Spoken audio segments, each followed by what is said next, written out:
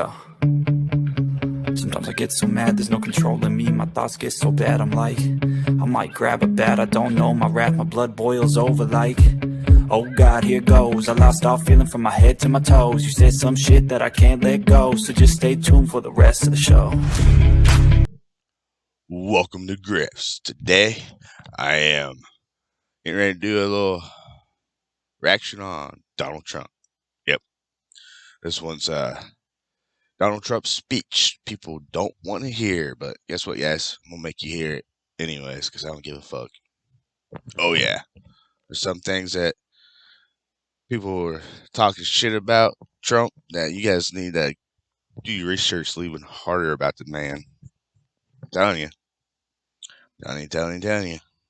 Half the people who talk shit about him are 90% fucking wrong about him, so that's facts, 100%. But I'm not going to say any more after this. I'm going to let you listen, and after that, I might have something to say.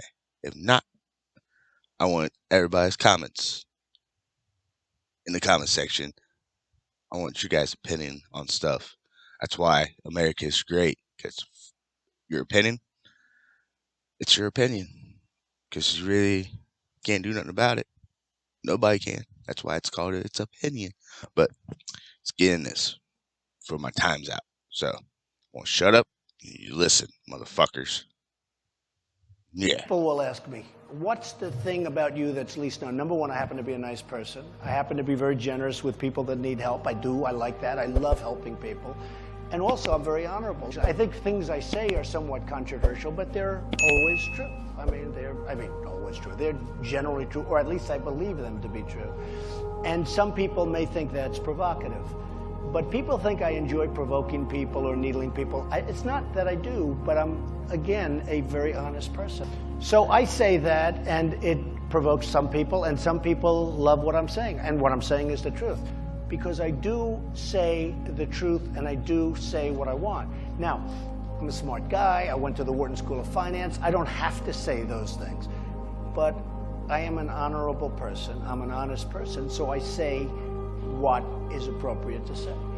In other words, I'm not a good liar. Politically, that may be a huge disadvantage for me because I say what I want and I say what's true. If you have a country, you have to have a border. So if somebody wants to come in through the legal channels, that's fine. But you can't just walk across and say, okay, good, everybody's a citizen. Yeah. You come from India, you come from China, you come from anywhere. You go to Harvard, you go to Wharton, number one in the class, you graduate, they throw you out of the country. You go back to China, and you beat the brains out of the people in the United States. In that case, I'm all for staying. You know, when you have education, when you're educated in our country, and you're a wonderful student, I think those people should be allowed to stay. These people were serious about making sure everything was perfect. I respected that. I told my people, I respect what they're doing. I think it's great. Some of the people that we're getting in the United States are people you don't want. We're getting criminals. We're getting people from jails. They're releasing them. We're like a dumping ground. They're releasing them into the United States, into the southern borders, all over the place. And you have to take those people and get them out. And you have to be tough. And we're not tough about it. And I don't know, is it that we're not tough, or are they just incompetent? Because I have a feeling there's a lot of incompetence beyond toughness. I think, you know, experience is just a wonderful thing. Learning from experience is a wonderful thing. If you can learn from other people's experience, that's even better, though. If you see other people making mistakes, learn from it. You don't have to make those mistakes yourself. Let me just tell you, what I would do when my children, when they were very young, from the time they could speak, no drugs, I would tell them. No drugs, no alcohol, no cigarettes. Every week. And I drum it in. And I have a lot of friends who have very talented children. I have a lot of friends who have very untalented children too. They'll never make it whether they take drugs or not, okay? But I have friends that have very talented children, but they started drinking or they take drugs. These people, you know, it's a competitive world out there, as you folks know. These people are at a huge disadvantage, And so when people ask me, you know, your kids, they're doing well, they're in business, they're making deals, but first of all, Ivanka's outstanding. She's done an amazing job, as you know, and she's great. She went to the Wharton School. She was a top model. She did fantastically, and one day, boom, she got into the Wharton School of Finance, and she just cut it off like it was nothing. But I tell people, It's such a competitive world, such a hard, that if your kids are taking drugs or alcohol, they're a huge disadvantage. I get paid a lot of money to make speeches, and I give the money to charities, and I'm happy about it and all this. But one of the words I've added over the last couple of years was pressure. Most people do not have the ability to handle pressure. A lot of people don't have the ability to handle pressure. And I say you have to learn that about yourself, because I really believe that to a large extent is an innate ability. Yeah. You have to learn that about yourself, because if you're going to be an entrepreneur, if you're going to be very successful, you're going to have ups, you're going to have downs, you're going to make mistakes. You have to have the ability to handle pressure. And if you don't, you should get a great job and enjoy your life. There's nothing wrong with it. But a word pressure is turning out to be more of an important word, and more people are responding to it, because a lot of people that I watch have no ability to handle pressure when times are bad. And I could give you so many examples, and they fail. And I told you, I've had friends that went bankrupt and they've never been able to come back. You know, they've never been able to, and I never went bankrupt. But I will tell you, I've had tough times like everybody. I don't consider them tough times, I consider it a learning experience. You know, I learned a lot in the early 90s when everyone was going down the tubes. The real estate markets had totally collapsed. You couldn't get 10 cents from the banks. It's a long time ago, but early 90s. And I came up with an expression, survive till 95. And that was a great expression. It was covered all over the place, survive till 95. I get a lot of credit for that crazy line, but it's true. If you could survive till 95, and I was able to more than survive and did some deals during that period, and then all of a sudden in 95, the market started turning and a lot of things happened. And when I went through tough times, I learned a lot. First of all, I learned a lot about myself. I learned I could take it, because I had friends that went through tough times, and some committed suicide, some just went into a shell, some went home and said, Mama, don't let me out in the real world again. So what you do is you learn about yourself a lot. So when you go through tough periods, you want to get through it, you want to get done.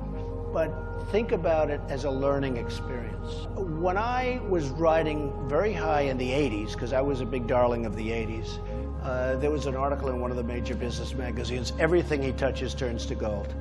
And I believed it, but I was very young. And I did lose focus. I believe, because I always made money in down markets. I've always done the best in down markets. The real estate business is basically an old-fashioned business. It's get the best location, get the best building, make sure you manage it properly, get great tenants. You know, it's never going to change. Now, it can be computerized, and we do all sorts of things environmentally, and we save money on oil, and we save money on this and that, and we fight certain things that we should fight. I like it because you can touch it, you can feel it. You know, it's there. I own a building. I own Trump Tower on 57th Street. But with, you know, technology, I look at some of these technology companies, and what is it? They come up with an idea. 2 months later, the idea is no good.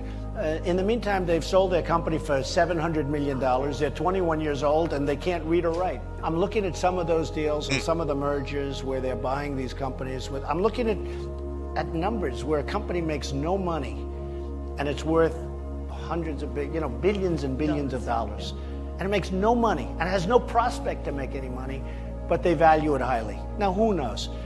I like real estate. When I went to school, two people.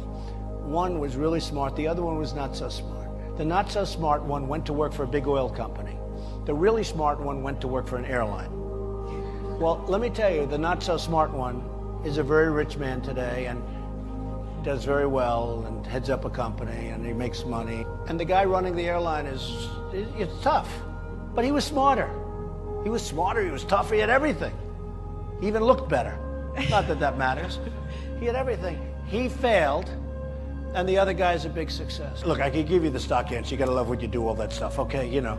But one of the answers is, and that I think is very important, is, and especially as an entrepreneur, you have to pick a business that works, because there are some businesses that are very tough. Now, if you don't like it, cancel that. Are you able to sleep at night and get up the next morning and go out and just absolutely destroy the competition?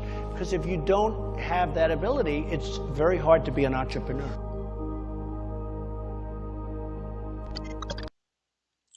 And that's why I say, quit being lazy, fuckers. Get out there and work for your fucking money. God damn.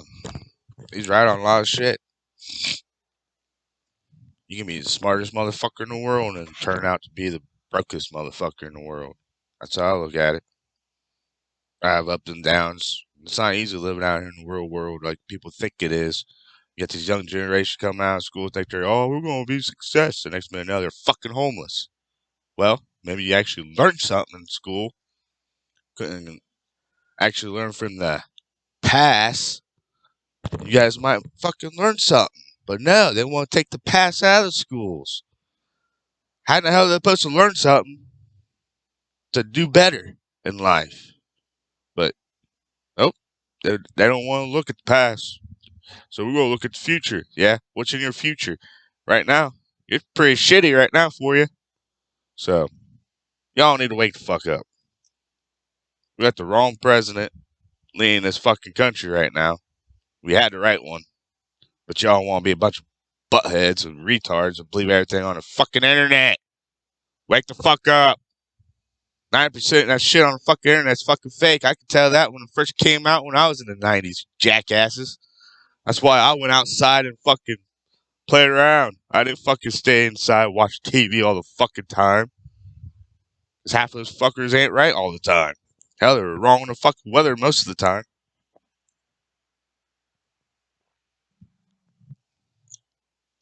And they still are wrong on the weather most of the fucking time. But, yeah, if you want any more speeches from Trump, let me know. Write in the comments. But, hit the like button, hit the subscribe button, hit that bell button, because I got 4 more subscribers to hit my fucking goal for my birthday. If I hit it before my birthday, I'm going to try to push for another 100 before my birthday, but I doubt it's going to work. But right now, I want that 100. I'm at 96 now, guys. So, if you like it, hit the button. You want to subscribe? Fucking hit that button. Bell button? I really don't give a fuck. But you can hit it still. But, yeah. Because right now, Griffs out.